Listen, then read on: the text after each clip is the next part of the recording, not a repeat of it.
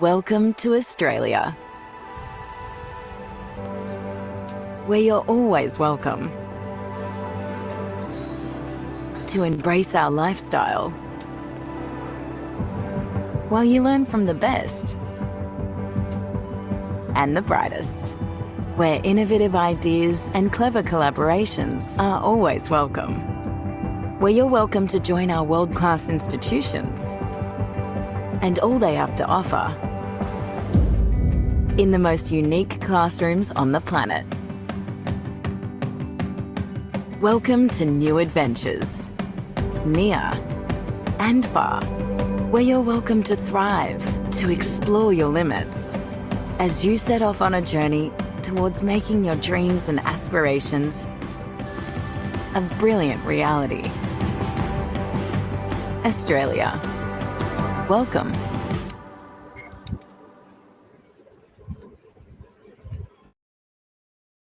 Hello and welcome. Good morning, good afternoon, good evening. My name is Mithun Gururaj, Regional Manager at the Australian Catholic University.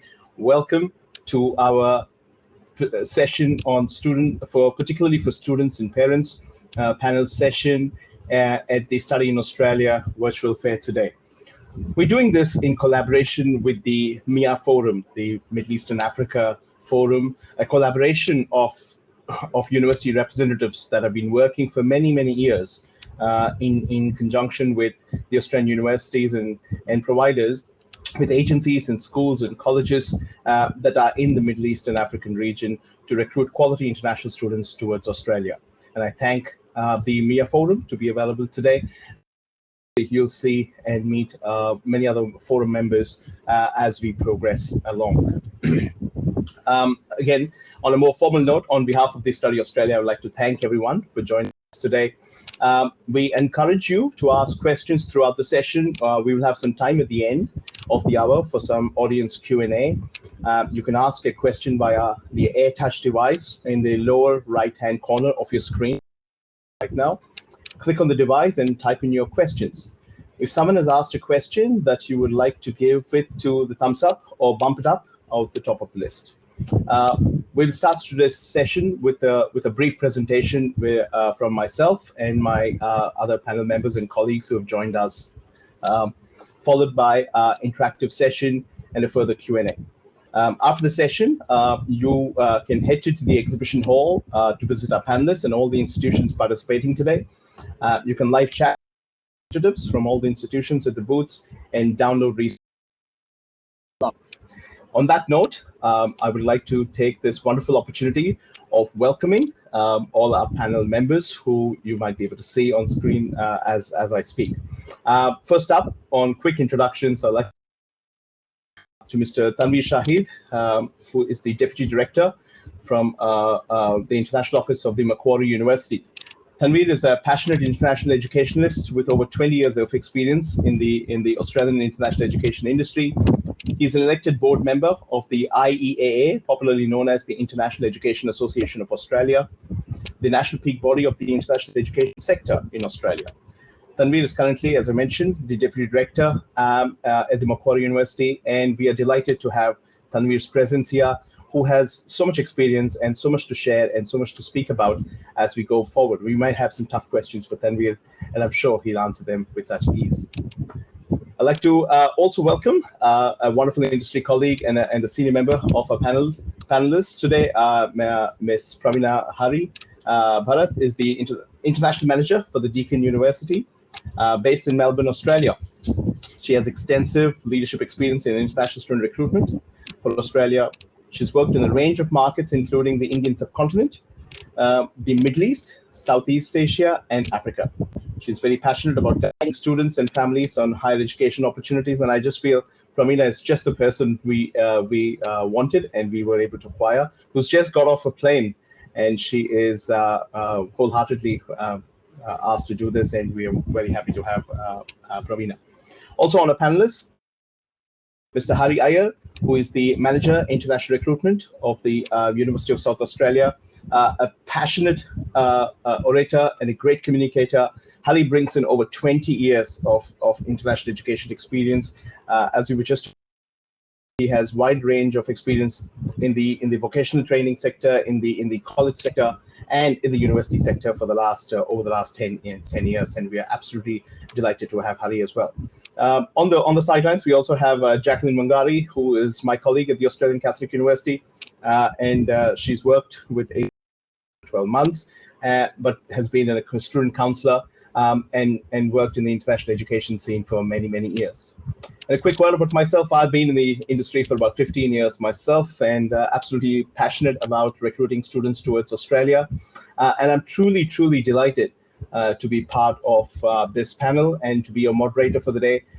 And will be more than happy to take on those questions as we go forward and get along. Next slide, please. It's absolutely wonderful to note that we've had parents and students who've joined us in this session today.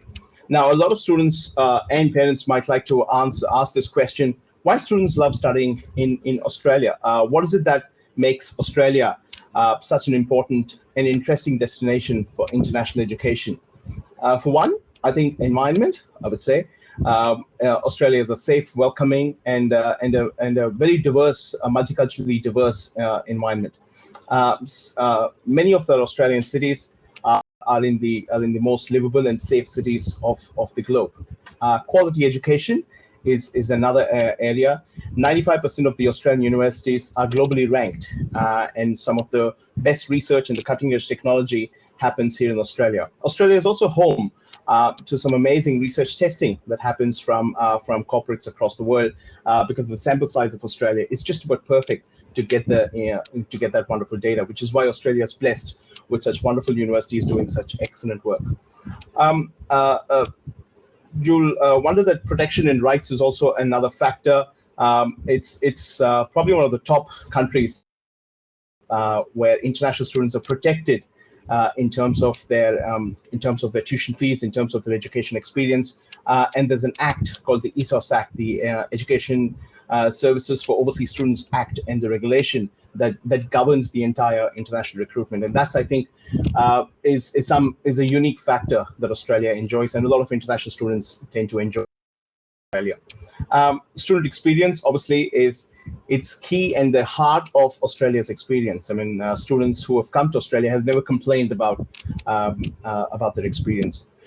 Universities have clubs and associations, societies, multicultural groups, and a lot of support in terms of accommodation support, in terms of student services support. As we go forward, we will talk a bit more about it.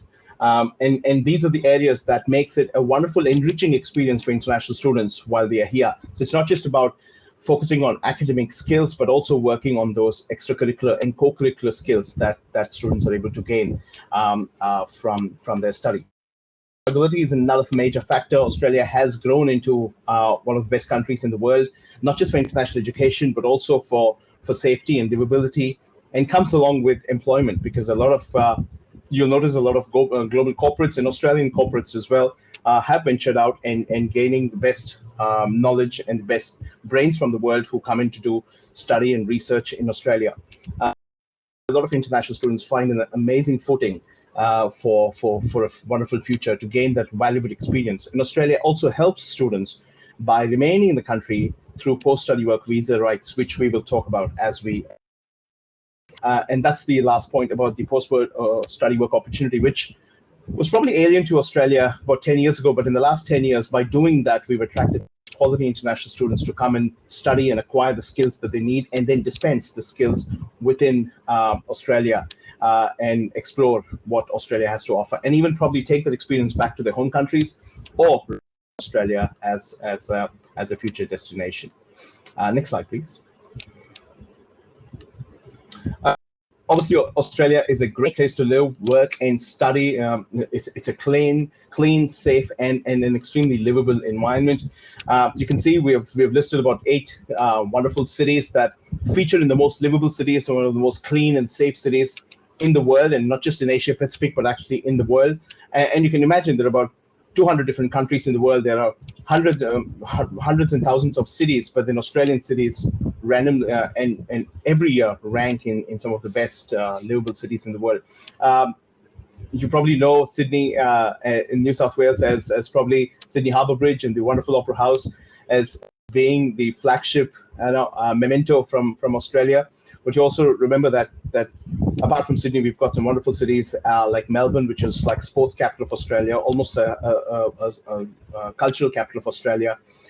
We have the historical towns in Adelaide, the capital of Australia in Canberra, the wonderful scenery and the deserts of Perth, the beautiful city of Brisbane, home to me, where I'm right now, and the up north in the Northern Territory, Darwin, and the beautiful mountains and the wonderful landscape and the lifestyle that Hobart has to offer. So every city, while I'm talking about it, actually, I can imagine that every city is so unique in its offering to international students, and students can choose and get what they actually want in terms of the landscapes and the dynamic that Australia has to offer. Next slide, please. Very quickly, just to give you a snapshot on the wonderfuls, not just about the country itself, but also the fact that there are 41 universities across 6 states and 2 territories. I represent one of those universities. I represent the Australian Catholic University, and we have across many states in Australia. We've got about 7 campuses in 5 different cities across 4 states. And many of my colleagues do also represent individual states, or they also have campuses spread across Australia in multiple states. So Australia is very robust and in its offering. You see that Australian capital, ACT, is in the Australian National University and houses the University of Canberra. We've got a lot of universities in the New South Wales, which is probably the largest number of international students are currently in. Probably it can be contested with Victoria as well, but very closely you will have so many international students in New South Wales. I mean, you've got ACU, we've got a campus there. You've got the Charles Church University, you've got the Macquarie University, you've got the University of New South Wales and University of Sydney, and several other universities that have wonderful campuses to offer in New South Wales. Northern Territory houses Charles Darwin University. Queensland, again, right from Bond University being a private university into government universities, public universities like the University of Queensland and Queensland University of Technology, James Cook University in the north, and Central Queensland University in smack bang in the middle of Queensland. So you got a robust variety of both regional and state-based universities. We got South Australia, and I've got my colleague Hari who's going to speak about a bit more regions. There are some wonderful universities in South Australia on offer. Tasmania has the University of Tasmania, and of course Victoria has a very large number of international students who study at a plethora of universities, right from Deakin University to the University of Melbourne to the Monash University and the University of Victoria, and several other universities have campuses along with in Western Australia as well. So you have a variety of universities to choose from across the states, and the experience is obviously very different when you are in different states, but the Australian experience is, and the lingo and the language and the experience is pretty similar. On that note, I'd like to actually call upon my colleague Hari to speak about the next few slides, and I'll come back in a second. Next slide, please, and I'll pass it on to Hari. Thanks, Hari. So I have a few slides to go through. So if you look at this map, it talks about 3 categories. So basically it talks about category 1, 2, and 3. Basically, it means that we divide the categories based on the population of the country. For people here, Australia is the largest country by area in the Oceania region, and it is the world's 6th largest country. So the population of Australia is about 25.7 million at this point in time, and which has grown in the last 2 to 3 years. In terms of population dynamics, in terms of cities, Sydney has the highest number of people living. So it's about 5.3 million people living in the city, whereas in Melbourne, there are about 5.1 people, followed by Brisbane, where there are 2.28 million people, Perth about close to 2 million, and Adelaide about 1.5 million people. So we categorize our region based on population. So in terms of population, as Sydney is the highest populated city. Can you go to the next slide, please? You will also notice here a list of what we call as second tier or third tier cities. So these are the cities which are spread across. Primarily, if you look at the map, you will see that they're primarily into the east coast of Australia. So if you look between New South Wales, Queensland, and Victoria, these are where all these cities are. These cities houses some of the best universities, especially related in terms of courses. So, for example, marine biology. So, if you want to study marine biology or marine biological science, you have to go to the best university is JCU in Townsville, which is in Queensland. If you want to study fishery, there is Tasmania. So the UTAS offers a fabulous course. Tropical medicine is done in USQ, which is University of Southern Queensland in Queensland. And also, if you're interested in mining, that's in Western Australia. The idea being Australia is spread so much. There's also other options which Mithun just touched in terms of post-study work rights, in terms of population dynamics. And I think my other colleague, Tanveer, will probably cover most of those information as well. Can you go to the next slide, please? The academic years in Australia are generally two academic intakes, what we call as the February intake, which is basically our summer, and our July intake, which is mostly our winter. So we are in the different cycle, as you probably know. Um, we have two intakes, but more and more, a lot of universities, at least majority of a lot of universities, for some programs, offer a third intake as well, and that starts somewhere in the month of September. So the big intakes are primarily your February intakes and your July intakes. If you're interested in careers which relates to health, allied health, all those programs, they're primarily offered in the first intake, which is in February. Could you go to the next slide, please? In terms of admissions, it's a very simple procedure in Australia. Applications for international students are accepted on a rolling basis. Most courses are on a direct entry basis based on your academic standing. So, for example, each program will have a required percentage for you to enter the program, and most courses students need to meet the minimum academic score. So, from an undergraduate perspective, you're looking at either A levels, if you're in the Gulf, CBSE, IB, ACT, AP, SAT. English language is a major requirement for students, so which students can meet with either an IELTS score, a TOEFL scores, or a PT, which is a Pearson scores. Most programs do not need any personal statement or a letter of recommendation, but there would be programs which lead to registration, primarily either in health, physio, where you will need to have a higher IELTS score and also a higher academic entry. So these can be discussed when you're going face to face in the exhibition hall. But each program is a bit unique. But generally, major programs do not need any personal recommendation or personal statement. Interviews or additional entrance exams are not a requirement for majority of the courses.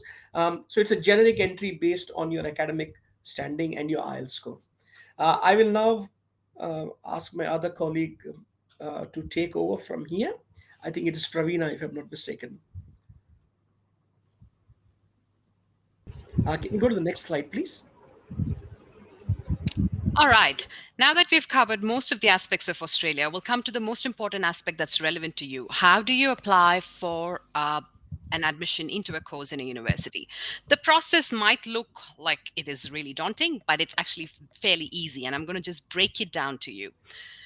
The easiest way to identify a course is potentially most universities would have a course finder on their website. Go use that, filter what is relevant to you, and identify the course.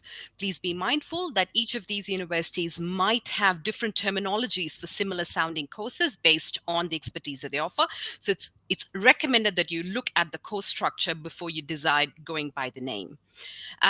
The terminologies may not align with some of the courses that are offered in the other traditional destinations like America or UK. So it is appropriate that you just go and look through to see what is offered in Australia from a terminology perspective. Choose the course. Once you've chosen the course, you also have, just besides university websites, there are course guides. University reps like us can help you find one, or the Study Australia website will lead you to good choices as well. Now that you've identified the course, step 2, apply for admission. What do? Put together your documentation. Usually we seek documentation that is relevant to your academics. So if you're looking at a postgrad course, we're looking at your undergrad documents. If you're looking at an undergrad course, then you're potentially looking at your year 12 equivalent documentation. We would like them to be certified so that we know that the documentation is authentic, and then complete the application form. A lot of the times, they may be paper-based forms, but most of us have now moved online. So the online application forms. You could either choose to apply directly to one of us, or we have numerous agents that we work with in the region. Identify the provider working with the agent in your region, close to your place, go over to them, and they will be more than happy to put together the documentation and send it to us. That's it. Once it's done, receive your letter of offer. What happens next? Once you've had the offer, there could be two kinds of offer letters. It could be conditional, which means it could have an academic condition, or it could have any other condition, potentially an English language condition. So if you're not yet completing your year 12, we're looking at you waiting for the results to come through. So the offer will say, subject to you completing year 12 with the requisite this many marks, or this many A's or B's. Or we're waiting for your English language condition, meet the English language requirement with a score of this much on IELTS, or so and so. But for you to be able to accept an offer, we recommend that you have a unconditional or a full offer with no conditions on it. At that point, you're able to accept your offer.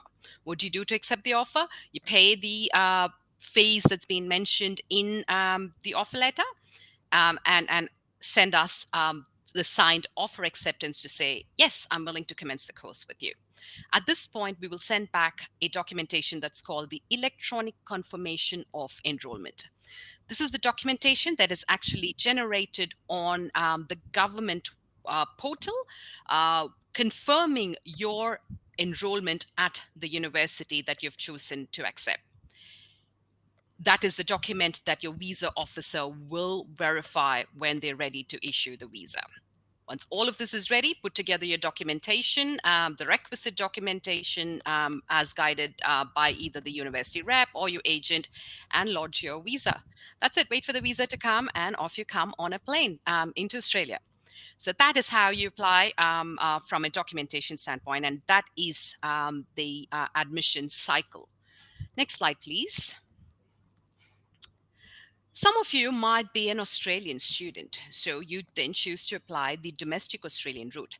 The part that I was referring to right now is more relevant to students whom we categorize as international, which means not holding an Australian or a New Zealand passport or eligible for a domestic place. Those of you who are eligible for a place, each of the states would have an application portal, and that's listed right there. You go up there, choose your course, and then apply through the portal. That's the best way to apply. We're happy to answer specific questions relevant to domestic students at the booth later today. Next slide, please. Now, some of you might fall into the category of looking to apply a PhD process. Now, a research, or what we call as HDR, high degrees by research, the process of application is slightly different to a coursework degree. So some of the things that we recommend you do are first identify which university offers the research area that you're looking to study. Like Hari was mentioning before, there are some universities very specialized in specialist areas. So if you're looking at studying marine studies, and you're probably looking at a university that would offer that course, go over and see if they are able to supervise the area of research. If there is a supervisor who's able to actually supervise what you have in your mind towards your PhD. Then check for academic eligibility, because a lot of universities would list their academic eligibility criteria.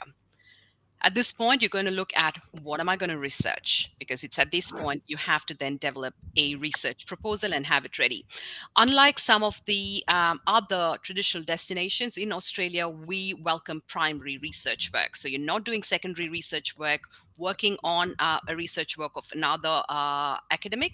You're actually bringing in your research work that is supervised by our academics here. So bring in your research proposal, identify who is probably the best academic suited to supervise and support you through your research journey.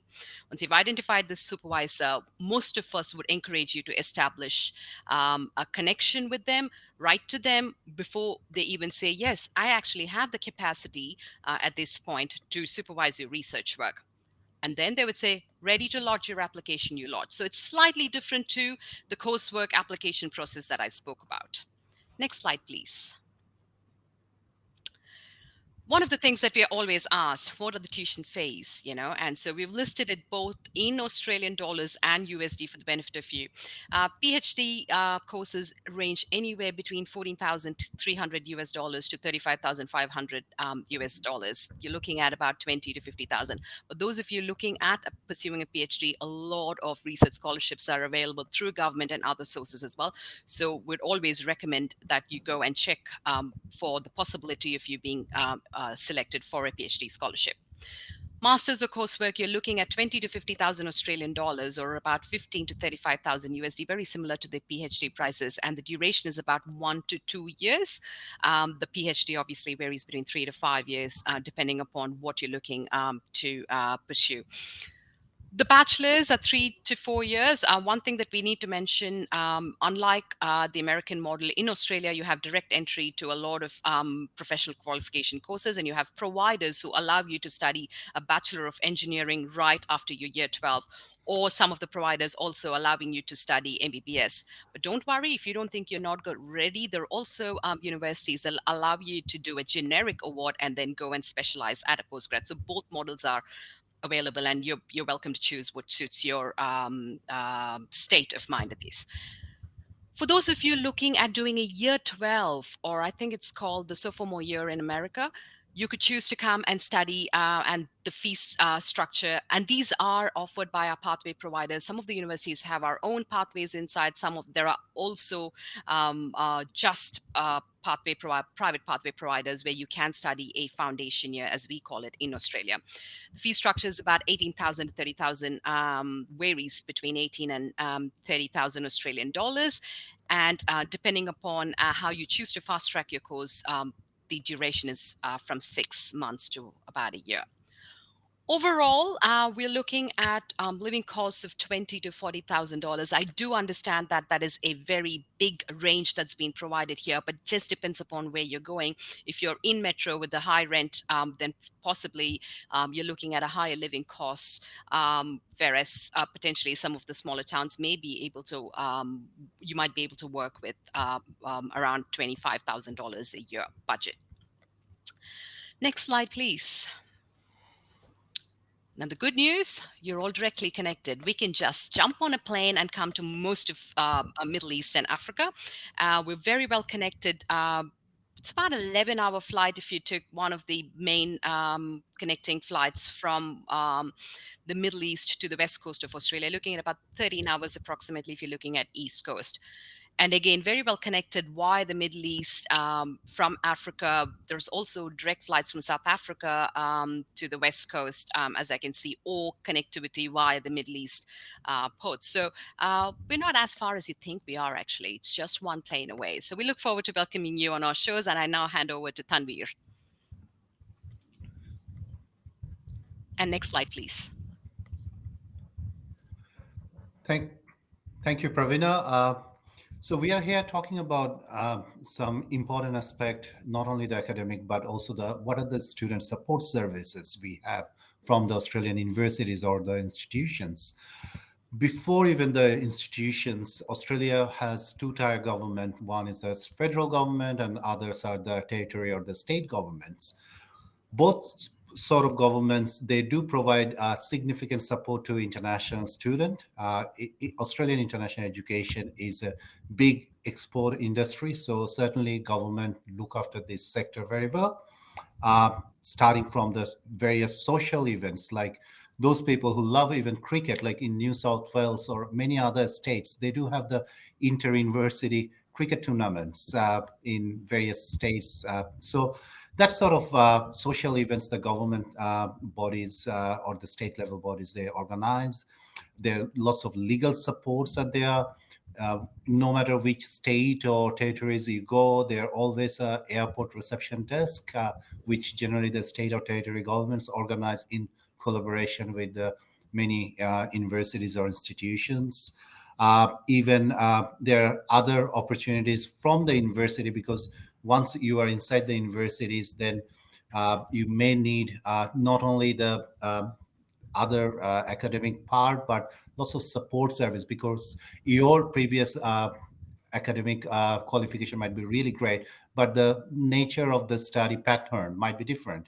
So we do have those sort of support, especially for the first year student. What sort of referencing, whether few universities offering Harvard referencing, okay, how to do that sort of referencing.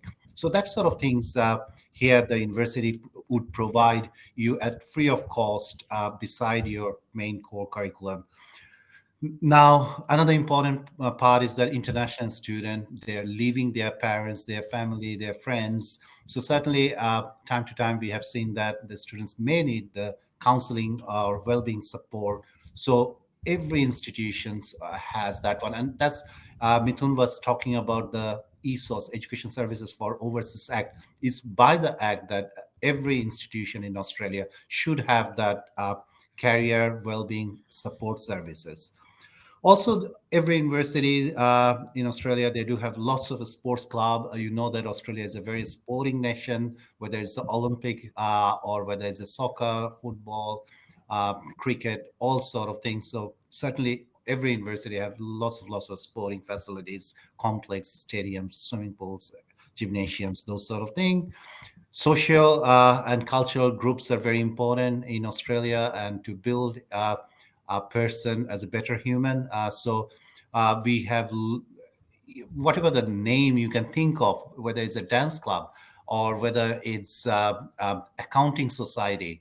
So we do have all sort of social clubs, student association, alumni associations, whether it's a cultural or the that sort of thing. Like we have the Indian Student Association, we might have a Middle Eastern Student Association. So that sort of student associations are there, where you will feel that like bit of home away home. You will be meeting with the very similar sort of cultural background students among yourselves. Health services are there. The religious services are there. Again, universities, they do provide the legal support and advocacy services. So all those sort of things are part and parcel of any Australian institutions. They do pick up the free airport support service. So think about that, like since it's a student parent information session. So I'd like to highlight here, say you don't have anyone in Australia, it doesn't matter. Because if you tell us 5 or 7 days before that there's the flight number, university will organize the free airport pickup for you or with a very nominal cost wherever you like to go. So that sort of guidance starts from the airport till your end of your journey till the graduation. Then certainly the next slide, if we can go, we do provide the accommodation, but it is not compulsory to stay on campus accommodation, kind of like USA or many other countries. In Australia, the accommodation is there. Every university, they do provide the accommodation on campus or nearby campus. So certainly feel free to contact the universities. And certainly we do provide lots of accommodation, or every university has their own accommodation support services. You will be new if you like to go for tenant agreements and that sort of thing. You may not know, so the university will be supporting those things. And good tips is that as soon as you get the visa, please book your accommodation before you fly into Australia.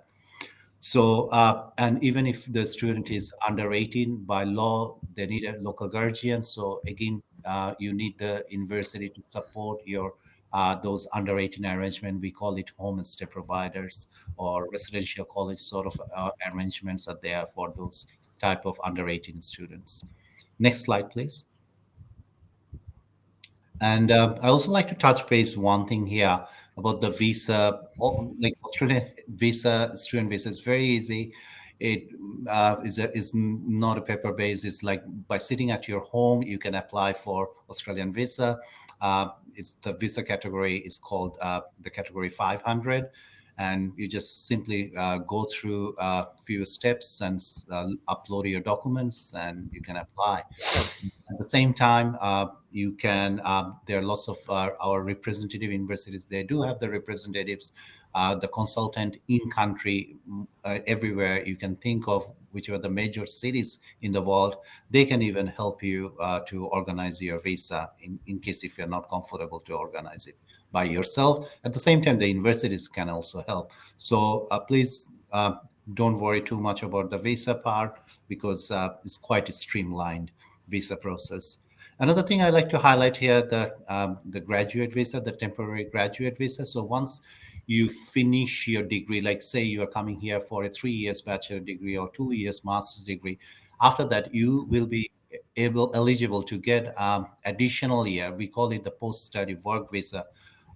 So depend on your course, depend on which city you live in, you can get up to 5 years of, like 2 to 5 year minimum is 2 years, maximum would be even for the PhD and others. You might get even up to 5 years work permit, post study work permit. So that will enable you not only to earn the money, but to be familiar with Western country, English speaking country like Australia, to work what you would study. So that is a real great advantage. And for that, lots of people do ask that, do I need to appear for again another IELTS exam, or do I need to do anything else? Literally, you don't need to do anything. You just graduate, and within 6 months, you apply for your temporary graduate visa, and you will be granted no without any questions being asked. Um, Another thing I like to highlight in Australia, the good thing is that every international student under this student visa, they can work up to 40 hours fortnight. So it's around, you can sense it, that 20 hours per week. So which is a very good balance. Like 20 hours means say 7, 8 hours a day.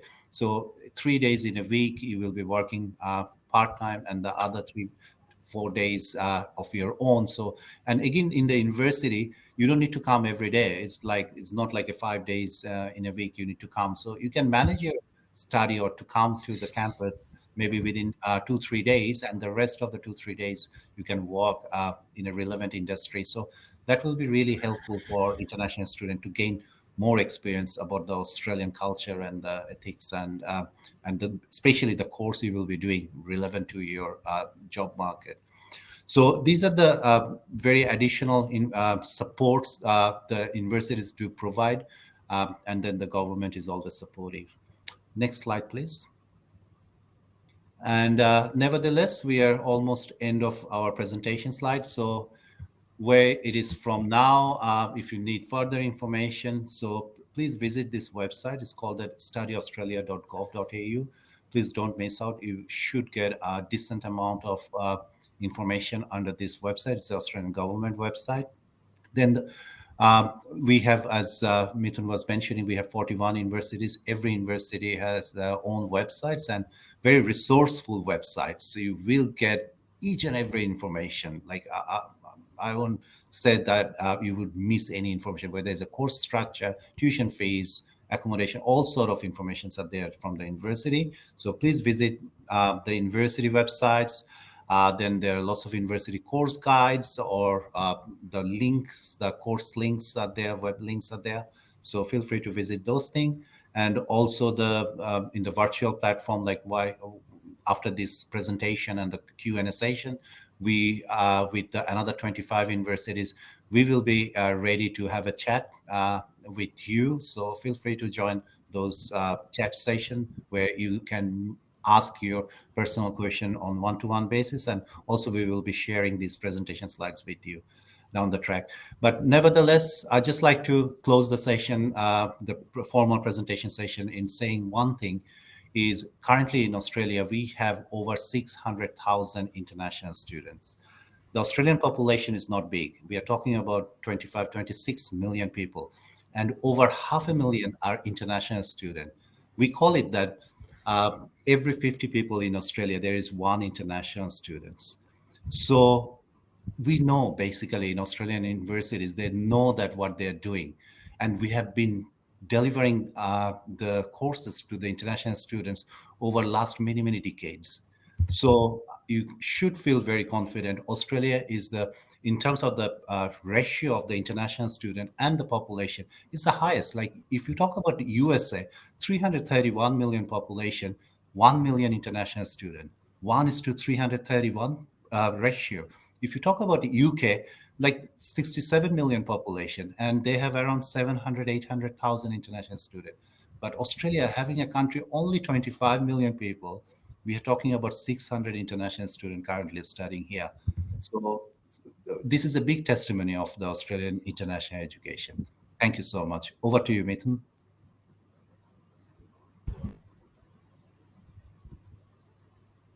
I hope I'm not on mute. Yeah, I'm probably not on mute. Thank you so much, Tanveer. That, I think, summed up the session and the presentation so very well. And thank you, Pravina, and thank you, Hari, for joining. Don't go away. We've got another 20 minutes, so we can take some questions on. But I just very quickly want to echo what both Pravina and Tanveer just mentioned.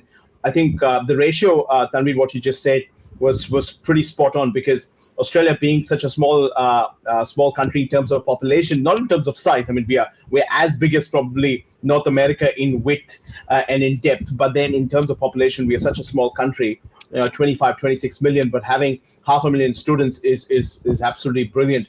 That also tells you that Australia is a very well-regulated market, both in terms of universities, in terms of student accommodation, in terms of rental opportunities. It could be in terms of employment agencies, which is why Australia is bound by its laws, and it's very, very, very regulated.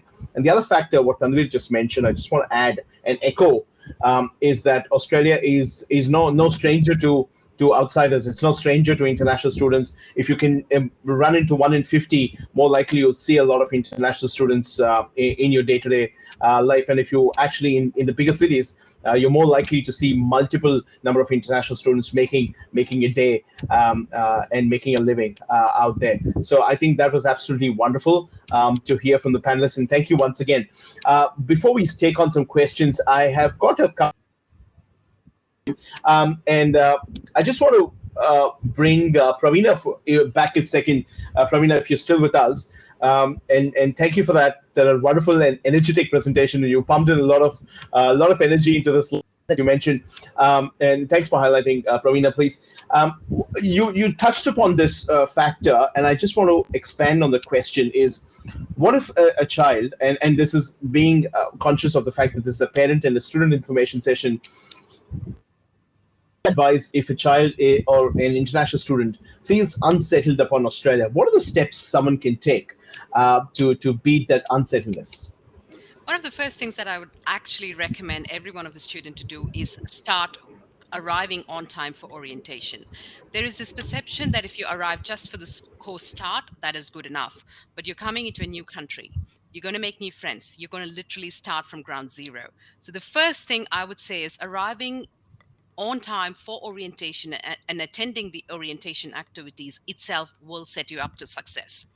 What happens? There's a lot of social activities. You realize you make friends at that point in time. So the possibility of you starting to miss home and the lifestyle that we used to home becomes less. You usually make friends during orientation, go and find accommodation together, which means you've already got a success network set up for you, a social, emotional network. Most of the friends a lot of migrants like me have made were made during the university days, and these relationships just last over years. First step. Secondly, what we always tell you, touching upon what Tanveer said, all the support services are there. If you're feeling like you're missing out on home, please go and knock somebody's door. The support services are there at the university, and we expect you to come and talk to us and say, hey, I think I'm feeling a little bit unsettled. Could you please help me? I'm probably missing home. I'm probably trying to get used to the lifestyle here. How do I balance my time? How do I do this? And there will be somebody, they could buddy you up with somebody, and help you through the process of settling down. Like Tanveer said, you're not the first student to go through that. You're probably not the last. So it's a good idea. You come and ask us and we will be readily there. And most times it's not new to us. We've been through it. We're ready with the solution and we will set you up on the road that'll help you get overcome the feeling that you're feeling. And it's normal when you start, because it's probably the first time for many of you away from home. Does that answer most of it, Mithun? In any other words, I would say that students, when they come from cultures that are quite timid and shy, when you come to Australia, come out of the shyness and go and ask. I mean, when in doubt, shout. If anyone can get that metaphor. So please reach out to your your university, your colleges, your student services providers, and they will be able to find you those little solutions. So obviously, pack up and leave is not the answer, is not the message we're trying to say. Is there's a lot of support available for you on the campus. Pravina, I'll keep you for another second because we've got a question that analysts, and I've got Tanveer and Hari as well. And that's an interesting question. Something that we've not touched upon, and I think we will talk about in the main session, is do Australian universities, and this comes from Ruba. Thanks, Ruba, for your question. Do Australian universities offer scholarship to international students? Where can I find more information? I think it's a very generic question, deserves a generic answer. Pravina, while I've got you, if you can answer from your perspective, what could be the answer? Plenty. It's just that you just need to go and find most universities would offer anywhere from 25% through to 100% scholarships. It's just a matter of you figuring out which course and what you're applying for. A lot of it will be based on academic merit with a holistic approach to your application. Some of them may automatically award it. Some of them may require you to submit a separate application form. So you just need to figure out if you're applying to university A, what's the process? If it's university B, what's the process? But in short, yes, plenty of scholarships to be given away. And we're waiting for those really bright students to come and grab those scholarships. Thanks, Pravina. And Tanveer, just to bring you back in the spotlight, do you think Macquarie University, I'm putting you in the spot really, does Macquarie University provide scholarship for students? And what is the process? Is it any different from what Pravina mentioned, or would you take that high road? Sure. Every university are slightly different in terms of the application process and at the same time the scholarship process. So I would strongly urge the students and the parents to look into the university website and apply for the application at the same time the scholarship.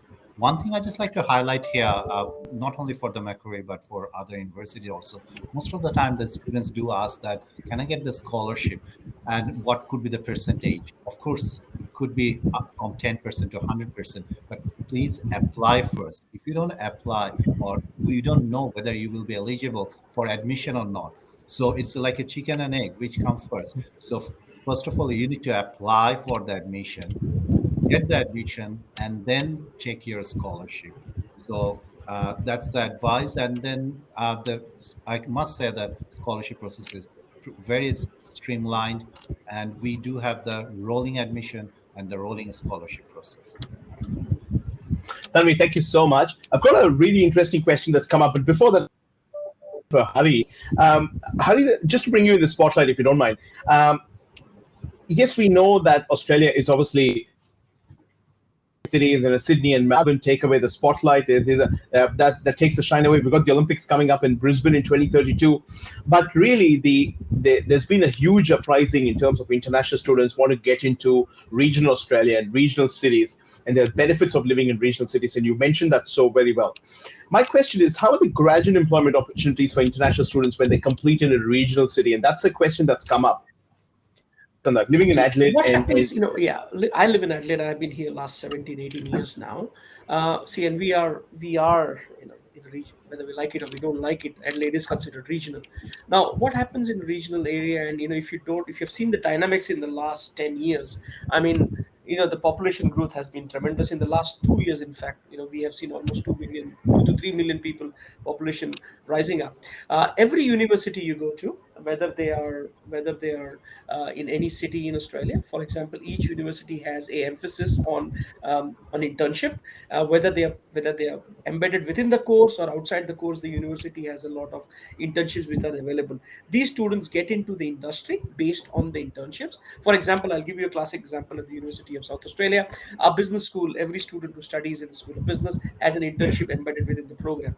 So these students do either 1 or 2 internships within their program. Whether it's an undergraduate, they could do up to 2 or 3. If it's a postgraduate, they could do up to 2. And these employers then hire them based on their internships. So generally what happens is majority of them would go back to the place where they did their internship to get employed. The internships are not restricted towards the state only. For example, there are a lot of opportunities available in the health area in interior Australia. So if you live in South Australia, you don't have to do your placements only in Adelaide. You could probably go to the interior of South Australia as well. The same applies also in regional Australia. So in regional Australia, specifically in a lot of places, there are a lot of jobs where they cannot get quality people working. So there has been a push. I work in, as I said, I live in Adelaide.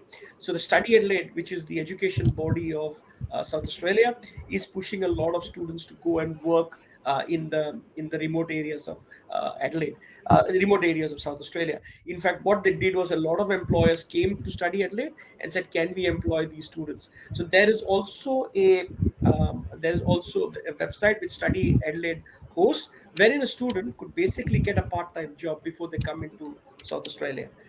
It's called Job SA. So if you go to the Study South Australia website or Study Adelaide website, it gives you a lot of information. I know other state bodies like New South Wales are pushing a lot of people into regional New South Wales, where there are a lot of jobs and they are not able to get qualified people. But with the onus of students coming in, now that the borders are fully open, and now we know for a fact that in the next, in this intake, we'll also see a breadth of Chinese students coming back. So Australia is going to be more vibrant with more opportunities available. Hari, thank you so much. In short, you're saying that a lot of universities, while you're graduating hundreds and thousands of students, the government is making an effort to keeping those skills That's within right. the state and Precisely. within the cities, not to lose them to another state. You know, there's obviously interstate rivalry is good. Also, not to lose those students away to another country, because you've spent 3-4 years graduating your students. You might as well keep the And skills inside. if I may add, Mithun, the fact of the matter is multiculturalism a biggest selling point for Australia, right? In all Absolutely. honesty, majority of Australians, or should I say 50% of Australians, are not even born in Australia, including Yeah. all of us here on the panel today.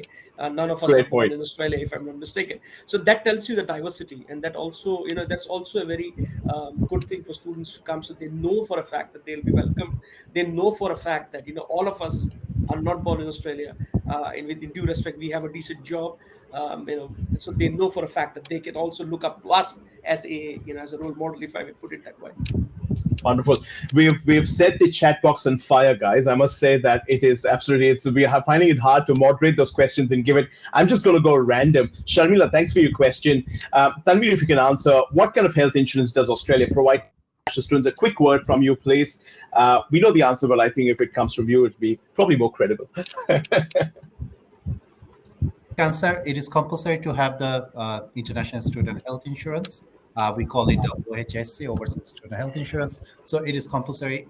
The details of the health insurance, how much you need to pay, and all these things will be part of your admission offer letter. There are few providers, and your university always have a preferred provider, and they will organize that one. So you don't need to worry about that. The number of months you will be receiving your visa, the number of the health insurance also you need to organize. Otherwise, it's a part of your visa criteria. So don't worry about too much. Just check your admission offer letter. All the health insurance information will be there. Tanveer, that's a great point. And now that I've got you for a second, actually, I'll follow up with a question that Abdul Rahim asked. Thanks, Abdul, for your question. Is it possible to accompany parents with the student to study? And what happens with the health insurance in that case? Yeah, certainly. Whether it's the parents or like if it's the parents, then certainly parents need to have different insurance because they're not part of the health insurance for the students. So yeah, you have to organize your travel insurance for the parents. I'm not sure whether the question is the parents to stay forever, like during the stay, or just for a few weeks. If it is a few weeks, most of the time it Yeah. comes for a few weeks. Certainly, the travel insurance would cover that. Fantastic. Tanvi, thank you so much. Pravina, I may have to bring you in. This is an interesting question. And you've spoken about the domestic and international students. I think you hit the nerve in the audience. Amber has a question. Amber Scott, she's an Australian. I hope I'm reading the question right. She is a New Zealand passport holder, currently in the Middle East, and she would like to come and apply. Is she considered a domestic or an international student is a burning question. Thanks, Mithun. Welcome home, Amber. That's what I would say. You would be considered as a domestic student. By all means, follow the the domestic process that we encouraged you to do. I can also see a couple of other questions around the course, the background. You don't need to have done an Australian Year 12 qualification. We have established equivalencies for most of the international qualifications, and will still be able to assess your application based on the Year 12 qualification that you have attempted, as long as it's equivalent to an Australian Year 12. So for those of you who are looking at either a British Year 12 or any of those Year 12, we will still be able to accept it, and I will look forward to receiving your applications through the domestic student portals. And Pravina, just a question, because there's so many questions about I'm a permanent resident and do I apply as a domestic international? Can we clarify for the audience, and this is, I think, an important point, that while some of the applicants who are permanent residents living in Dubai or in Abu Dhabi or in the Middle East, you can apply as a domestic student using the application route as a domestic channel, but some universities' entry requirements of the program that you want to get into, because an English requirement might be required for you to meet the requirements. Isn't that correct? Correct. Even Year 12 students in Australia are required to meet a minimum English language condition. So regardless if you're a domestic student or an international student, English language is a requirement. So it's very, very important you meet that requirement as well, besides the academic requirement. Great, thank you so much. And there was a question, if anyone from the panel can answer, from Amandeep. Thanks, Aman, about the tuition fees for a research degree. And now that's again a very generic question. And it's probably gray area and probably will lead into many more hours of conversation. But just to give a ballpoint figure, what is the student looking at when they're applying for research programs? Is there a guide that we give them today? So is Amandeep a permanent resident? Sorry, I jumped in. I think that was the second point, because again, we're not talking about students and we don't have the access to the tuition fees, because there's also the funding from the government that comes from permanent residents. From an international student, would they be? What's the range are they looking at? So in that particular slide, as an international student, we are probably looking at anywhere between 25,000 Australian dollars going upwards of about up to 40,000, depending upon what they want to study. Yeah, and I think that brings us back to the point that there are a lot of scholarships available surrounding the research funding as well. That is something that an individual applicant will have to explore within their portfolio and their application to the university. And that if they're lucky, Mithun, and if they have a good research proposal, and if there is a supervisor, and if there is funding, they might get it for 100%. They don't have to pay anything.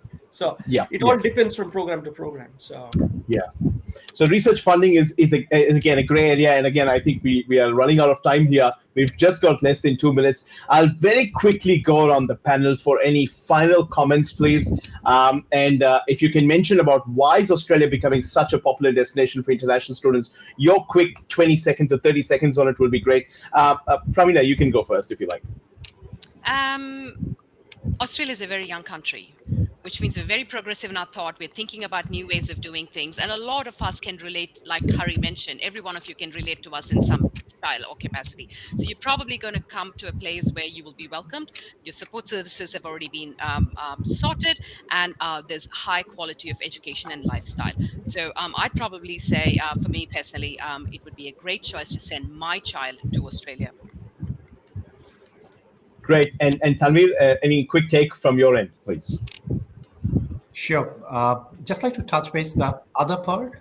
In case if you don't want to come here for the whole degree, like 2 years or 5 years or 3 years, no matter where you stay, we do have the study abroad option. Like you can come for 1 semester, because in today's global world, it is very important to have the experience.